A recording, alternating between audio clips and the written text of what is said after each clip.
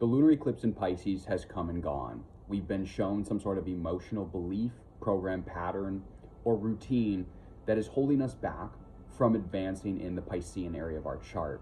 And how fitting is it that during Virgo season, the hermetic bound god of messages, Mercury, is playing a central role in allowing us and giving us opportunity to integrate information that has come up during the lunar eclipse, and is allowing us an opportunity to, again, integrate that into our lives, apply it, and make the changes in our life that we need to make in order to rebirth the new egoic version of ourselves in the Virgoan section of our chart.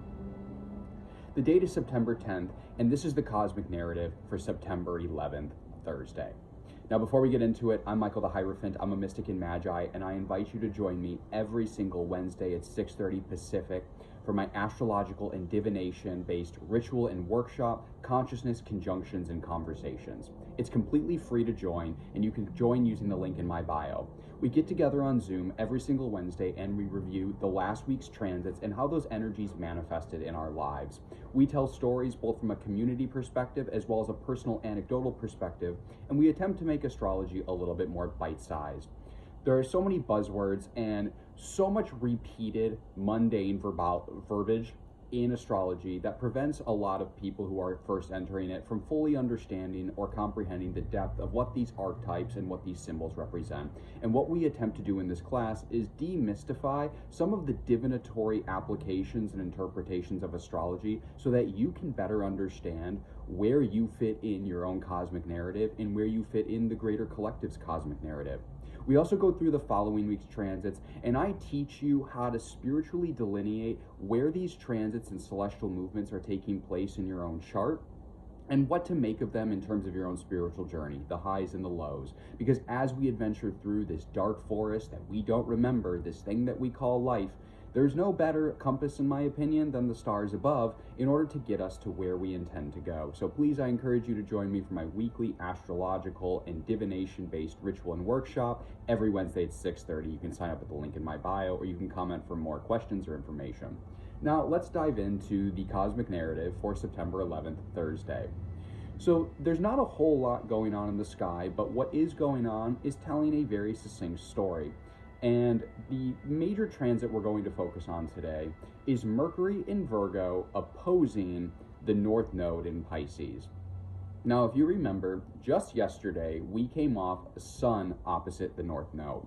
The cosmic narrative that involves the Sun opposing the North Node is essentially a confluation of timelines where your past self, or your current version of your egoic structure, who is the person watching this video? It is you. I'm speaking directly to you, your ego. And that is the Sun. So the Sun, your sense of ego, was opposing the North Node in Pisces. And the North Node is how we achieve our collective growth in terms of our conscious evolution.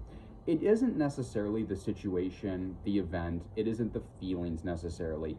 It is the entire ordeal around our evolution towards our next step of consciousness. And conscious evolution is spiritual trials, spiritual tribulations, putting the energy and elements where they need to go.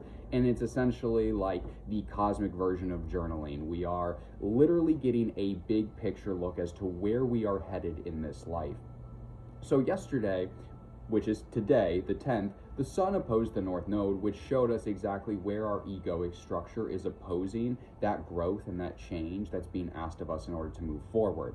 Now on the 11th, which is Thursday, Mercury will make that same exact opposition to the North Node, just shy of a Mercury cazimi. A cazimi is when Mercury comes into the heart of the Sun, and since Mercury is in its own chariot, in the sign of Virgo, where it's exalted and in domicile, it'll be protected from most of the negative effects of a cazimi, and we're going to talk about that later this week. However, before we reach that epiphanatic moment of the cazimi, Mercury, the god of messages, is showing us something and telling us something really important about the Virgoan section of our chart that is in direct opposition with how we are evolving in this life.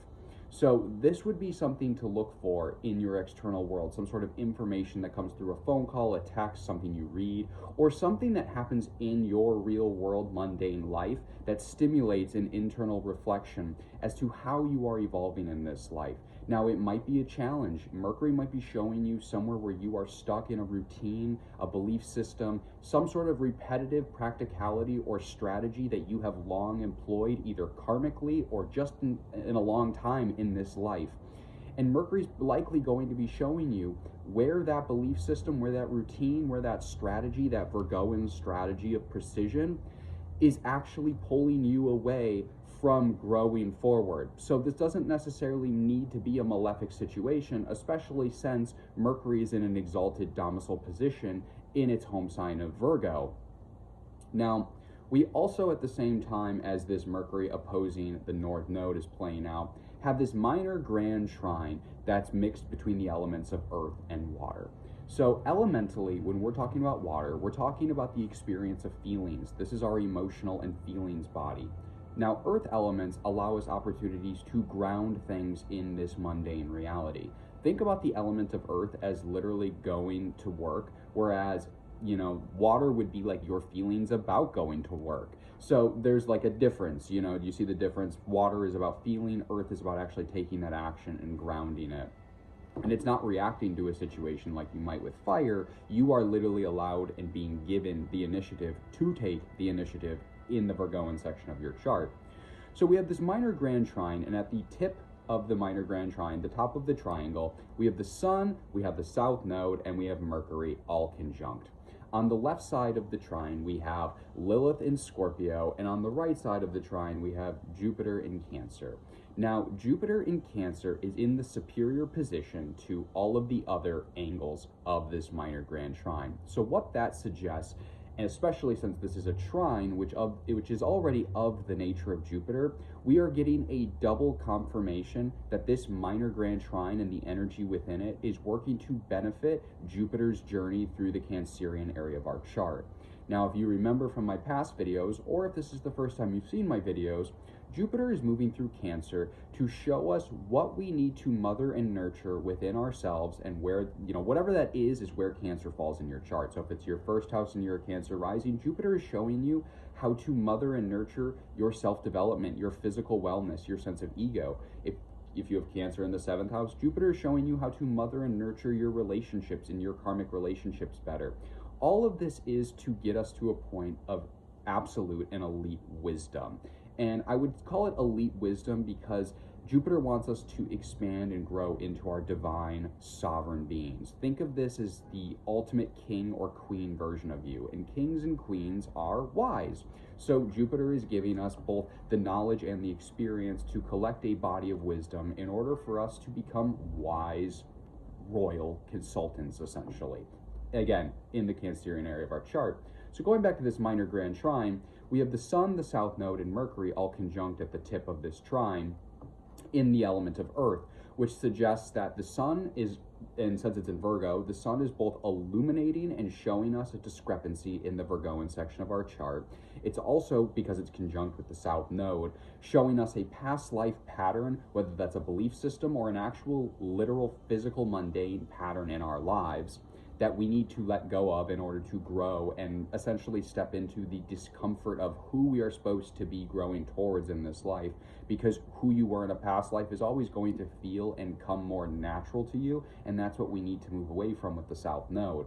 With Mercury conjunct the sun and the south node, it's quite likely that whatever this download Mercury is giving us that's in opposition with the north node, as we spoke about at the beginning of this video, again, has to do with some sort of karmic imprint. It's some sort of karmic past life behavior and pattern that we keep playing out. And the sun is saying, hey, look here, look at this thing. It's not compatible with where we are going, because again, yesterday the sun went opposite with the north node and showed us this is where you are now. This is where you're supposed to be going. However, where you are now and where you're supposed to be going, there's all kinds of obstacles in the way. And again, quite likely, Mercury is here to show us and illuminate an obstacle for us and show us through the element of perception and knowledge what this south node pattern is that we are then releasing.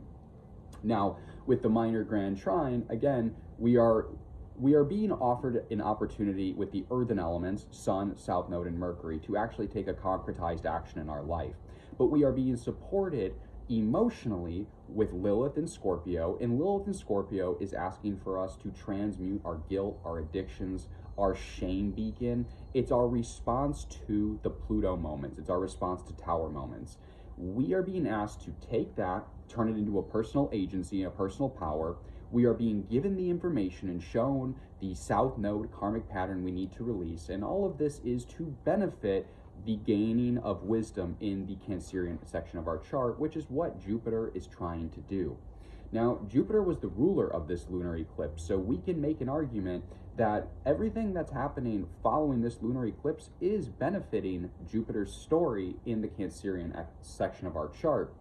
And even though Jupiter and Saturn are polar opposite energies of each other, with Saturn in Jupiter's sign of Pisces and co-present with the North Node, the things that the North Node and Saturn are bringing up are indirectly, probably quite indirectly, not directly, providing a sense of healing, or they're providing situations of challenge that will allow us to gain the wisdom and experience that Jupiter needs from us in order to gain more wisdom in life.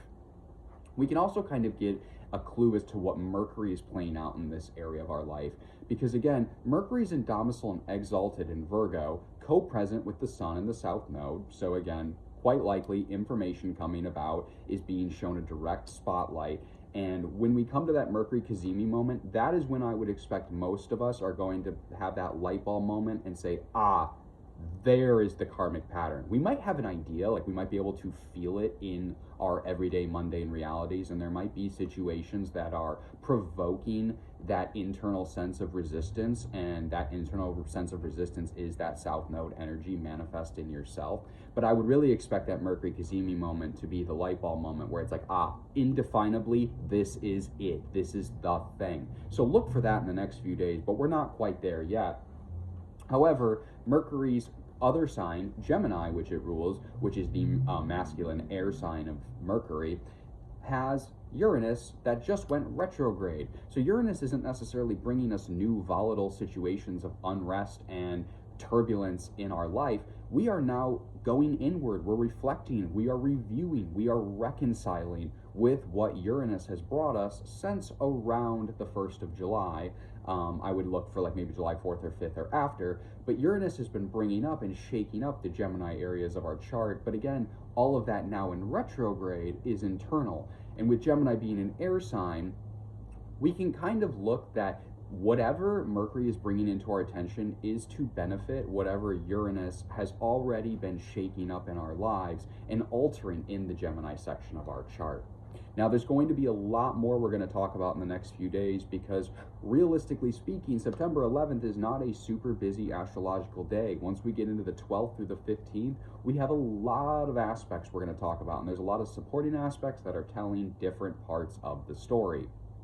So if you enjoy these astrological narratives and the way that I use astrology as a divinatory spiritual tool, I encourage you to join my workshop. You can check out the link in my bio. If I don't see you there, I'll see you in the next video, and have a wonderful rest of your day.